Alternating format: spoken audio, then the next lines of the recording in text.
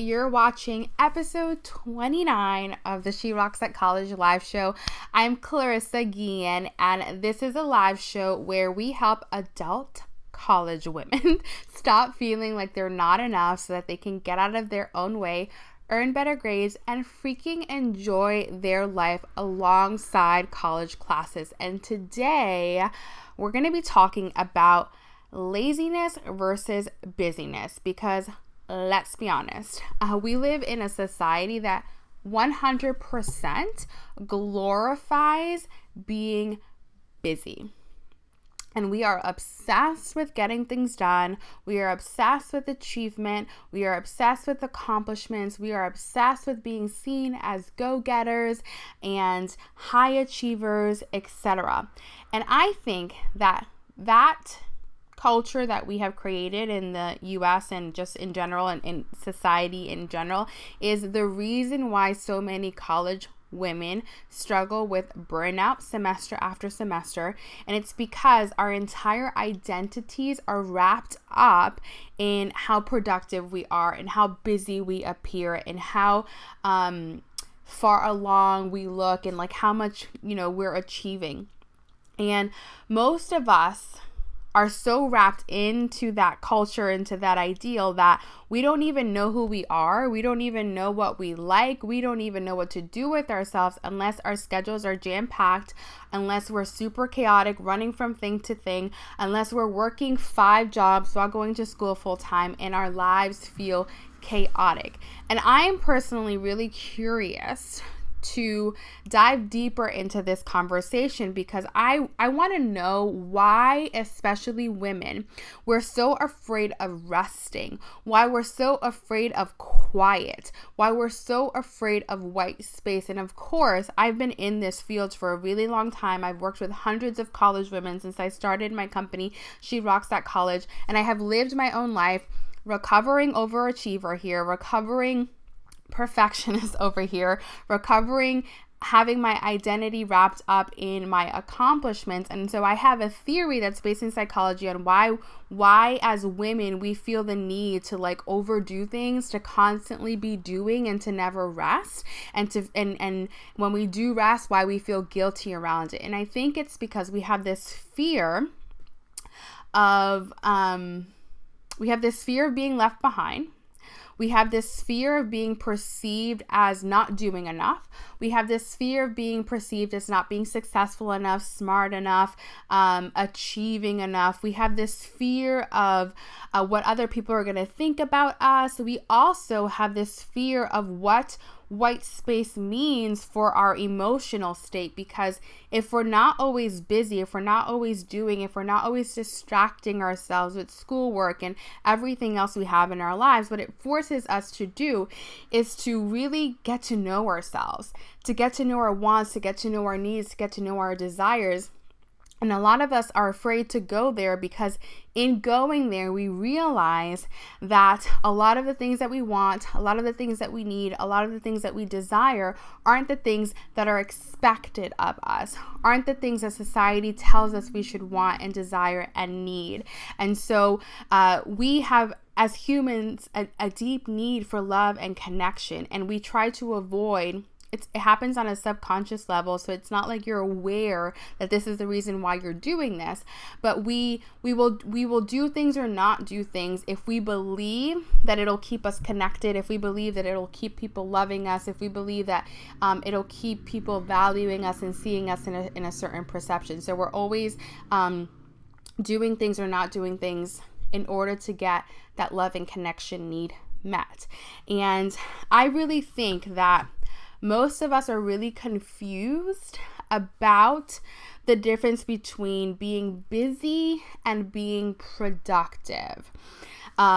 We think that if we're busy, it means we're successful.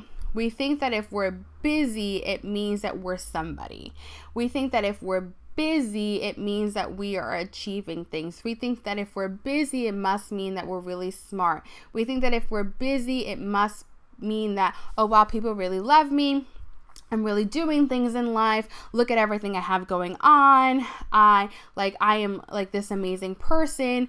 And on the other hand, a lot of us associate the word laziness with not ever achieving anything, with not ever accomplishing anything, with people who aren't go-getters, who aren't doing things, who people don't look up to, who people don't want to be like. And I think it's really funny that we have that perception of laziness, because in my research, as I was preparing for this show, you may or may not know if you listen or watch to my episodes, but I'm like obsessed with the meaning of words, because I think words are really powerful. And so, of course, I went and I looked up the definition of lazy, which I had never done. My whole definition of laziness came from what society and what they taught us in school that lazy means, but I've never gone out and actually looked up the definition of lazy.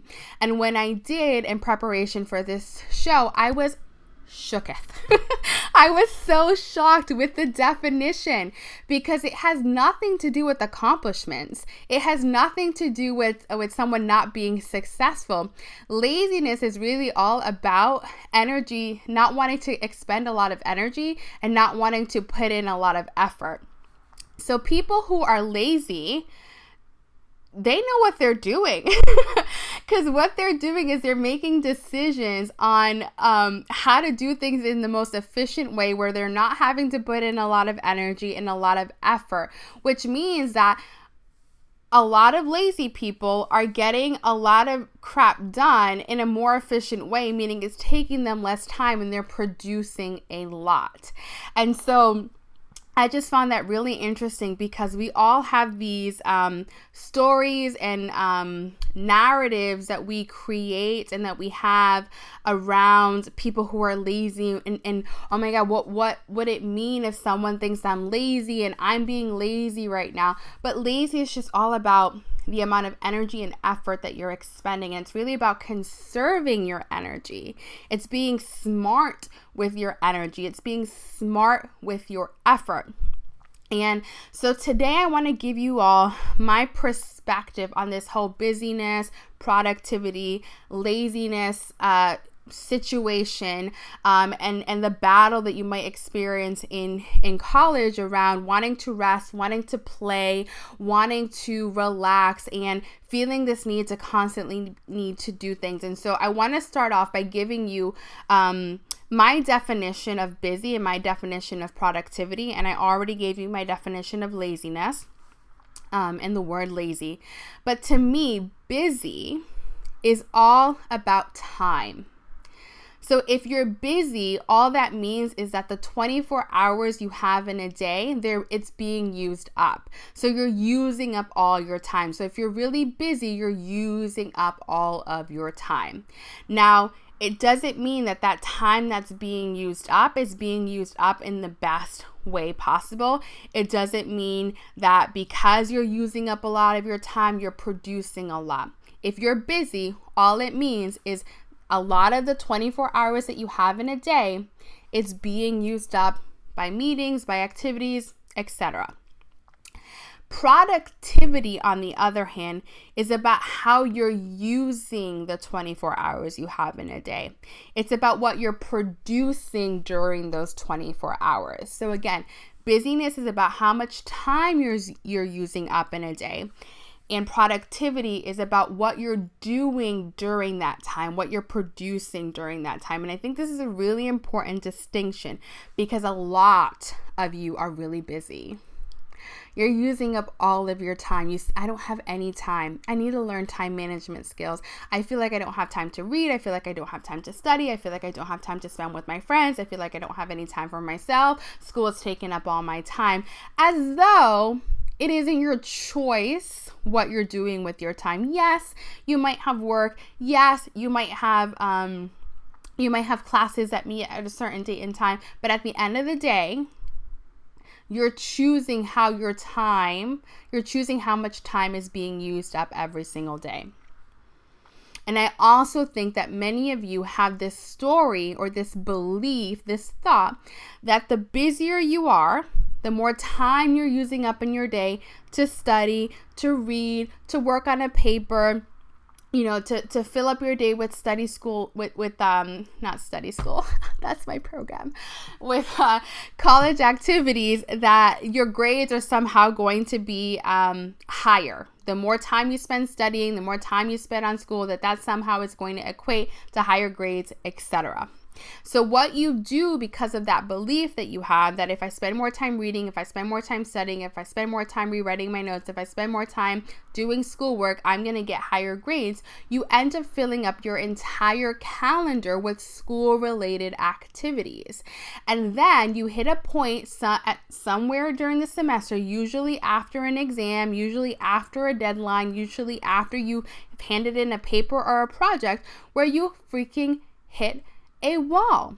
And then you go 2 weeks or 4 days, 5 days to 7 weeks where you do nothing and waste time. And the reason why I say you waste time is because it's not like you're relaxing during that time. It's not like you're carefree, you're chilling, you're resting, you're playing. That entire time you're spending in self-criticism, in self-pity, you're spending it in guilt because, oh my God, I just wasted a week where I did nothing. And then the entire cycle repeats itself over again. And if you want to learn more about the burnout cycle, if you want to know specifically how it sneaks up on you as a college student, what it actually looks like throughout the semester, I want you to listen to episode 27 of the SheRocks College live show, because I talk about the signs of burnout and the pattern of burnout and why it happens. And a lot of it has to do with the fact that all of us have this really effed up perception of busyness and this effed up perception of laziness that we have been fed by society. Okay, none of us came in with these programs built into us. This is what society is telling us that we need to be, that we need to do in order to achieve success and reach happiness and whatever, and it's all bullshit, right? So what I want to say here is that there is a huge mental shift that will happen for you throughout the semester. And it actually can happen right now in this moment. When you stop thinking about things in terms of effort or time you're putting in, and you start focusing on what you're actually producing. If you want to be somebody who can rest, who can play, who can relax throughout the week, throughout the semester, even while everyone else is stressing, even while everyone else is super busy or appears super busy, it starts with changing your mindset and changing your thoughts and changing your perceptions around busyness, productivity, and laziness. So again, laziness if you are lazy, it doesn't mean that you're not successful. If you are lazy, it doesn't mean that you're not getting things done. If you are lazy, it doesn't mean that you're not producing anything. Laziness, again, when you look up the definition, is all about conserving energy. It's about not wanting to expend effort and energy unnecessarily. It's about conserving your energy. It's about conserving your effort. It's about being smart with your time. It's about how you utilize your time. It's about how you utilize your energy. It's about how you utilize your effort. So laziness is a really good trait to have because lazy people tend to be really efficient. They figure out really simple and straightforward ways to get things done in a short amount of time. So they're producing probably the same, how do I put this? The same quality often as someone who put in 7 hours of work, because what they've done is they have used their brain to ask themselves really smart questions about how they can get that work done in the most efficient, simplest, quickest way possible. And when you start changing your perception around what it means to be lazy, you will also get really good at achieving a lot in a short amount of time, or achieving a lot without having to put in as much effort, without having to put in as much energy, which means you'll be less likely to burn out throughout the semester, which means you'll be less likely to feel stressed throughout the semester, which means you'll be less likely to feel like you want to drop out of school throughout the semester, because you are managing your energy, you're managing your effort, you're managing your time in a way that it's constructed, it's built to help support you to produce what it is that you want. And with that being said, what I want to do now is I want to give you some tips, some pointers, some things to think about if you're somebody who wants to be lazy. And again, you want to not have to put in a lot of effort. You want to conserve your energy. You want to be smart about your energy. You want to be smart about your effort so that you have more of it to give to other things and not have it all just go to school. And so it really starts by asking yourself the question, what do I want to produce and create in my life? What do I want to produce and create in my life? And I want to tell you that this doesn't have to be something crazy big. You don't need to want to, produce some multi-billion-dollar company. You don't need to have to want to produce being a lawyer. It can be as simple as wanting to produce a really organized life, wanting to produce a clean home, wanting to produce or create a space in your day to just chill and relax without the guilt. But you have to get really clear on, what are you going to be doing with your time? How are you going to use your time? At the end of 60 minutes, what do you want to have? What do you want to have produced? So that is the first thing that you have to get really clear on. What do I want to produce and create in this moment? What do I want to produce and create today? What do I want to produce and create in the next hour? What do I want to produce and create this week? What do I want to produce and create this month? What do I want to produce and create in the next quarter and in this semester? What do I want to produce and create this year? That question, again, is a super smart question to ask yourself, because it forces you to not just fill up your calendar, fill up your time, fill up your days with all these endless activities just so that you can look busy, i.e. look successful, but have nothing to show for it at the end of the year, or have nothing to show for it at the end of the semester. So start with that question first. The next thing that you want to do is you want to plan. Okay, so once you understand, once you've taken the time to think about, what do I want to produce and create in my life this semester? What do I want to produce and create in my life this week? You need to plan to produce it. So that means looking at your time and deciding out of the 24 hours that you have today, where you're going to put in activities that help you to produce that result. Planning is important. The more time you spend planning, the quicker you're going to get things done, because many of us waste time trying to make decisions, trying to figure out what we're going to do, trying to figure out how we're going to use our time, and we do it in the moment, when this moment should be spent actually doing the thing that's going to help us to achieve whatever it is that we're trying to achieve. So if you want to produce something this week, you should have been planning for it last week, not this week, when this time should be spent on the activities that are going to help you to produce that thing. I hope that makes sense. I feel like it sounded a little jumbled. But once you have your plan, the second thing that you want to do is you want to figure out, what are the steps that I'm going to take to achieve this thing? What are the steps it is that I'm going to take to achieve this thing? And I'm going to keep it in the context of college. So what are the steps that I'm going to take to produce a B- on this exam? So in that case, I'm going to have to figure out how I'm going to take my notes. I just choked on my own saliva. Excuse me. Where I'm going to take my notes from. I need to figure out what my study plan is going to be and what the steps are within that study plan. And if you're somebody that you struggle with deciding on what to do what study plan to follow, if you listen to episode 15 of the SheRocks College live show, the title of that episode is called How to Decide Which Study Plan to Follow. I walk you through step by step on how to create a step-by-step plan for yourself to study so that you can produce a B-, a B, a B+, an A on your exam. The third thing that you want to do is you want to give yourself a time limit. Listen, the work that you have will expand to the amount of time you tell yourself you're going to give yourself to do it. I think it's fascinating how so many of you can write a 15-page paper the night before it's due. And it was assigned like 2 months ago, which tells me that you're capable of writing a 15-page paper in 12 hours.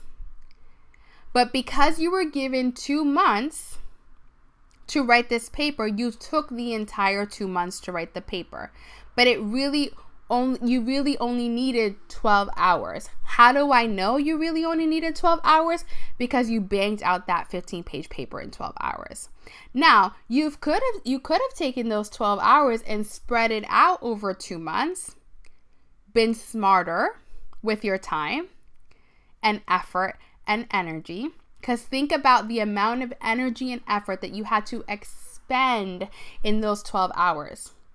And how you felt at the end of those 12 hours versus had you been lazy, right? Had you been lazy and only done small chunks, say 2 hours every week for 6 weeks,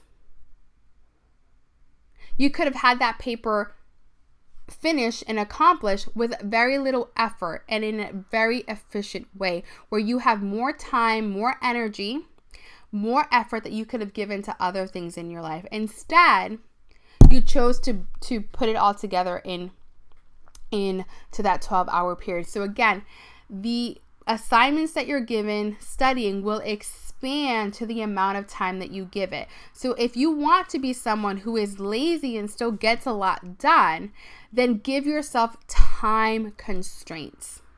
Tell yourself, it's going to take me 2 hours to get through this reading and write notes. And I know that many of you right now want to give me the excuse, well, I don't know how long it's going to take me. I don't know how long it's going to take me. It will take you the amount of time that you give yourself. Because if you literally only had 12 hours to read that chapter before taking an exam, you better believe that you probably would finish reading that chapter in those 2 hours. So just give yourself time constraints on getting things done. And the way that I teach this inside of my course study school, is that I have all of my students do a calendaring process. And one of the very first things that we do inside of the calendaring process is that besides putting in activities that are set in stone, I have every single one of my students put in their free time in first. So their downtime, their relaxation time, their time to chill, that gets put in first in their calendar. And then the time that is left over, that is where they're going to start filling it with school activities. And they give themselves time constraints on how long things are going to take them. What this allows them to do is to get things done in a very efficient way because number one, they have a plan for it. Number two, they have step-by-step instructions on what to do to study. They have a plan that is laid out so that when it comes down to study for this exam, they do the same things over and over to produce the result that they want, which is a B- or above on their exam. And we teach them this process inside of study school, which is my signature program. But you need to give yourself time constraints because whatever you have to do will expand to the amount of time that you give yourself. And the proof of this is just think about the last time you had to write a 15-page paper and it was assigned 2 months ago and you wrote it in 12 hours before the exam. Why were you able to write a 15-page paper in 12 hours because you only had 12 hours. So you want to give yourself time constraints. I only have 2 hours to read and write notes for this. And this isn't about being perfect. This is about done is better than perfect. We're not shooting for A+ here. We're not shooting for hundreds. We're shooting for B- work. If you want to be somebody who never gets anything done, if you want to be somebody who procrastinates all the time, keep trying to be a perfectionist. Keep trying to be an A+ student. If you're trying to be someone who enjoys their life, who actually loves being in college, loves learning, has an incredible college and life balance, shoot for B- work. It doesn't mean that you're always going to get B-. What it means is that the focus is on producing and getting shit done and getting it done efficiently. You're still producing high quality work, but we're not holding ourselves back. We're not getting in our own way by perfecting all over ourselves. We're not getting in our own way by worrying about being perfect. No, we're trying to get this done. We're trying to get in. We're trying to get out. We're trying to do passable, decent B-level work. And we're moving on with the rest of our lives because you are not your accomplishments. Okay, do not confuse being busy. Do not confuse having A's. Do not confuse having a GPA of a 4.0 as enjoying and living your life. An A is not your life. A GPA of 4.0 is not your life. Your life is your life. A grade is just a grade. Okay? So, the next thing that you want to do is you want to stop editing your study process, your study routine, your study plan as you go. Pick the one study plan that you're going to follow. And again, if you need help building that, you can check out episode 15 of the show. But I want you to stop editing as you go. I want you to only edit after you have a result, meaning after you've handed in the paper and you got your grade back, meaning after you've taken the exam and you got your grade back. I want you to just decide on what you're going to do, stick to it, go all in, take the test, hand in the paper, do whatever you got to do, produce the thing. And then when you get your grade back, you're going to use that feedback to tweak for the next paper, to tweak for the next exam. But if you spend all of your time tweaking as you go, you're never going to be able to produce and achieve. And again, productivity is all about producing. And people who are lazy are getting a lot of shit done because they're being really efficient with their time. They are thinking about what is the quickest way for me to get a B-. What is the quickest and simplest way for me to learn this information? What is the quickest and simplest way for me to get through this chapter? What is the quickest and simplest way for me to get through these math assignments? They're being really smart about their time, their energy, and their effort. That is how you get a lot done by being a lazy person. Lazy has nothing to do with never achieving anything. Lazy is about being smart about the energy expenditure, about the effort that you're putting in. And in order to be really smart and efficient, you have to think and plan and be strategic. And if you want to learn about how to change your study habits and when to change your study habits, I have a whole episode on that. It's episode 16 of the show, and it's called How to Change Your Study Habits. So, those are the tips that I have for you today. Again, if this is your first time watching this show, I want you to understand that what you're going to get here isn't an app. Rarely am I giving you an app. It isn't some stupid hack. Like, we go deep into the psychological, the subconscious programming that is keeping you from stepping into your full potential, from seeing yourself be the brilliant version of yourself. So, the stuff that I'm teaching you is the stuff that you've probably been avoiding for a really long time, but you need to get over yourself. You need to dive in and dive deep and see what is going on with you on an emotional, psychological level and start rewiring and reprogramming the way that you're thinking about life, which means that it's gonna require of you to challenge some of the beliefs, to challenge some of the expectations that we've been fed for so many years as a society. And it's uncomfortable. It's not easy going against the grain. It's not. It's one of the most difficult things that you can do, because you're going to get pushback from people. People aren't going to understand, but I'm telling you, this is some of the most important work that you can do for yourself.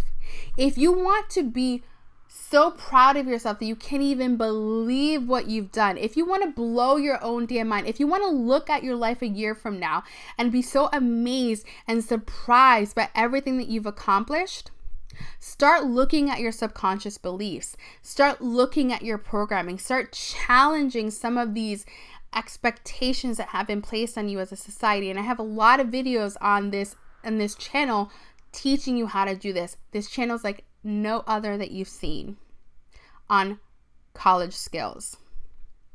That's why I don't have hundreds and thousands of subscribers. I'm a hidden gem. As I like to think. I'm a hidden gem. And I'm totally fine with that, because when people get this stuff, they get results. And that is something that I am proud of. So, as always, thank you so much for tuning into today's show. I hope that you found it helpful. And if you want to step in deeper into this work, reach out to me, leave a comment down below, shoot me a direct message over on Instagram at SheRocks over there as well. And I'd be happy to have a conversation with you on how we can work together. Thank you all for tuning in to this afternoon's show. I'll be back here next Thursday at 3 p.m. Eastern.